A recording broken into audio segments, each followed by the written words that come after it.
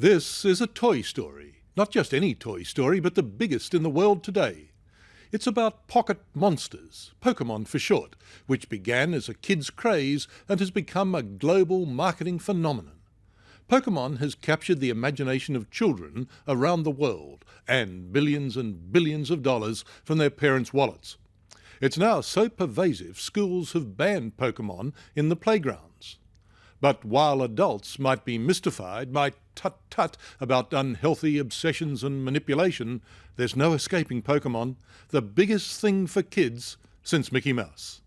Charizard's gonna smash it. I will travel across the land, searching for and wide.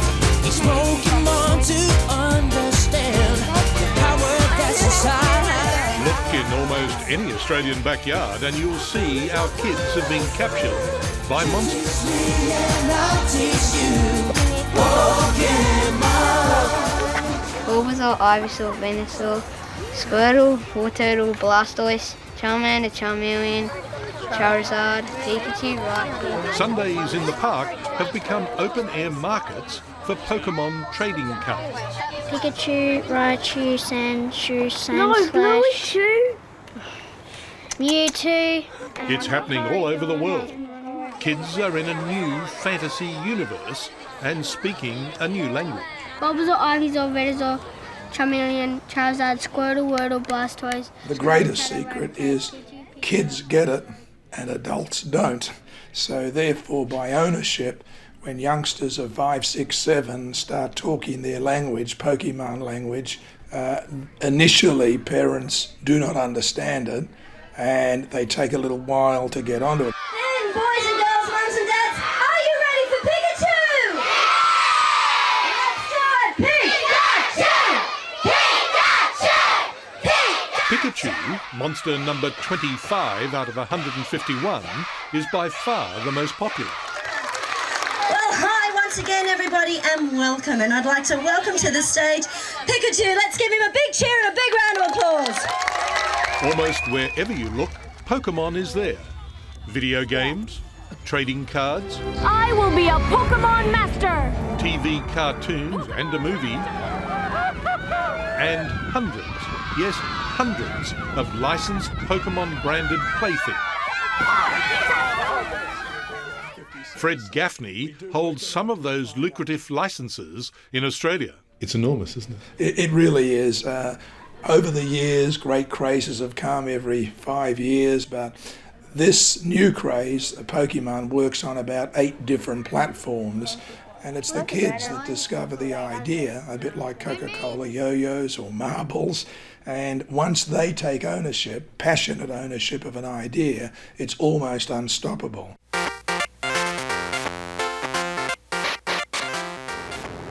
In Tokyo, some 6 years ago, Satoshi Tajiri combined his passion for insect collecting with a passion for computers to create a video game. He sold it to Nintendo. Nintendo has just launched to the trade its Pokémon range for next Christmas at the New York Toy Fair. Our hearts so true. It's here we got a glimpse of what we'll be forking out for when the goodies hit Australia. Pokémon. Gotta catch 'em all. Today, there's no denying that we all live in a Pokemon world.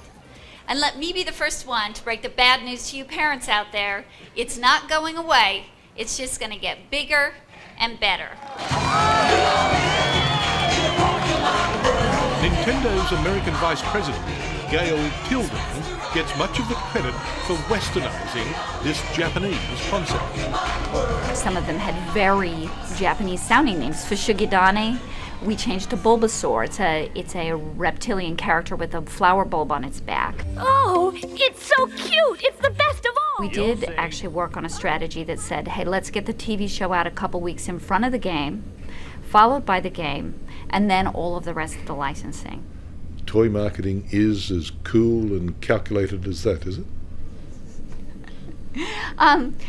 As far as being calculated, we just knew that we had something that kids would love as long as we could make sure that we could get it the right exposure to them. Come with me, the time is right. And it worked. Pokémon swept America just as it had Japan. Then came Australia, and more recently, Europe. It's always been a dream. What is this section of the toy industry worth now? We think that at this point we're up to about $7 billion total, and we expect the year 2000 will probably be the biggest year for the franchise ever because of it being so global. So what's a guess for how much you'll sell this year? Maybe 3 to 5 billion. And it's not as if there's no competition. New York's Toy Fair showed us just what a crowded market it is. Robots are very much in this year. This is another example of the robotics invention system. Even Lego has gone digital with a robot that paints. It'll be great on the bedroom carpet. It will be, but only if we can create the robot that cleans up after it. And this from Sonny. I mean, he's programmed to actually grow up and become more functional the more he practices walking or practices playing with his ball. He's got a learning computer inside. Now, if you pet him nicely, his eyes will usually be green. Oh, he's in a bad mood right now, Richard. You've upset him. Toys here were selling well, but not as well as Pokémon. $34.99. Yes. But if it had Pikachu on the side, how much would it be then? Probably like $104.99. And this craze is not just for kids. Here's a tip. Any company on the stock exchange with even a sniff of Pokémon is worth watching. Sean McGowan analyses toy industry shares on Wall Street. But the biggest beneficiary would be 4Kids Entertainment, the licensing agent. So how big did they go? Their stock was kind of languishing around the $1 or $2 level and literally got as high as $90. It's pulled back now to about $30, so they've seen a huge increase in value due to Pokemon. That's hard to believe, isn't it? It's a great country, isn't it? It costs hundreds to become a full Pokemon household. A Game Boy costs $130, and then it's $50 for each game. The trading cards cost between $5 and $18 a pack. Branded toys range up to $60. School. And all that money comes from the pockets of parents of kids like these. Morning, school. Like most schools in Australia and America, the Southport School on Queensland's Gold Coast is now a Pokemon-free zone. We do not bring Pokemon cards to school. Remember that, please, fellas, because if you do, they will be taken and given back to you at the end of the day to take home, not to reappear. Nintendo's looking to reach half. Teacher Kay Hasty says the trading card obsession here was getting out of control. But the thing that I do have a bit of a worry about is when I see little children, especially ones that are sort of 6, 7, 8, who become really compulsive, that they feel they just have to have more cards and they have to have more than anyone else. I'm really concerned that people come to school wanting to take advantage of their friends rather than wanting to work with their friends. Debbie Buckley's 9-year-old son Stuart was so obsessed with collecting he fell victim to a kiddie con artist. He swapped 3 Game Boy games, which have a value of about $150, for 1 Pokemon card. And I actually felt that was, fairly dangerous precedent. I could see the warning bells. How did you break him out of it? Well, I found the only way to do it with Stuart was to actually take the cards away from him. Who's to blame here? Who bought the cards in the first place? Oh, look, I don't know how these things come up. Yes, certainly. Who bought the first ones? Oh, certainly Mum, innocently bought a pack of 12. Yes, look, we all get sucked in, I suppose, duped by the ads and the television shows. And it's not difficult to be sucked in, because Nintendo intentionally feeds children's obsession with the trading cards. Of the 151 cards, 16 are designated rare because Nintendo makes them that way. You never know how many rare cards are in a sealed pack until you've bought it. So the more you buy, the greater the chance of getting them.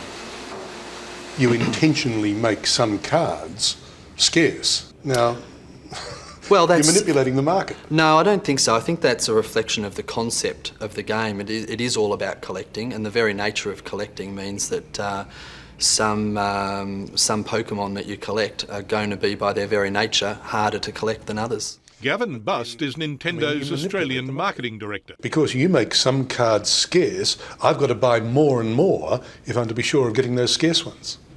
Or make more trades. Yes, but it's going to be easier to spend the money, isn't it? I don't know, maybe the kids find it easier to trade. There is an element of manipulation, though, on your part? No, I don't think so, no.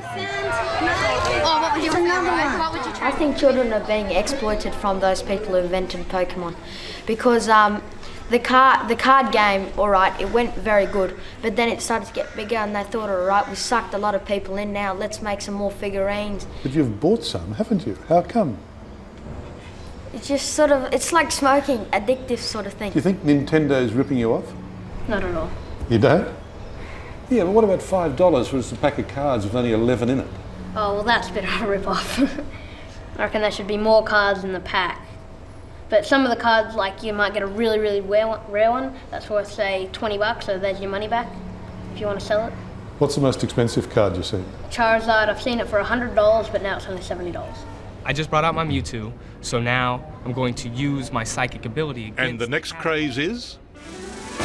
more Pokemon. Fire Blast! This month, Nintendo will launch a new 3D game called Pokémon Stadium, to be played on its popular Nintendo 64 console. Yeah, it's because he's accurate for one. Brian Hartman is Nintendo's chief test pilot, so to speak. We're down to one Pokemon aside. So now the kids are playing the little Game Boy machine like this, and in essence you're taking that and moving it up onto the big screen. Absolutely.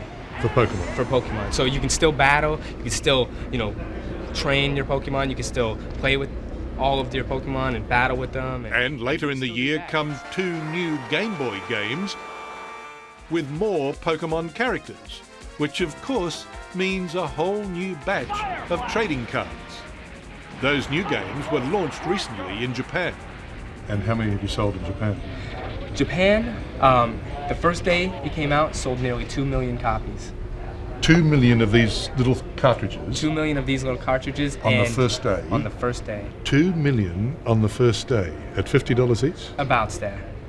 That's $100 million on the first day. And actually, it's on schedule right now by the end of March to sell more than 8 million copies.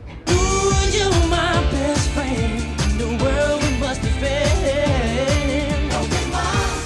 Your goal is to maximize the profits that you can make out of kids. Maximizing profits, that is a goal. Our goal is long-term to have a franchise and a brand that they love and we can work with and build a strong foundation for our company for many years to come. Do you reckon you'll usurp Mickey Mouse over time?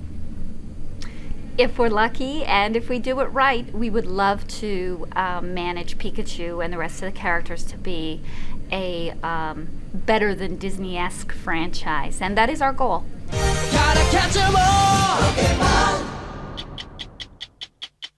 Hello, I'm Tara Brown. Thanks for watching 60 Minutes Australia. Subscribe to our channel now for brand new stories and exclusive clips every week.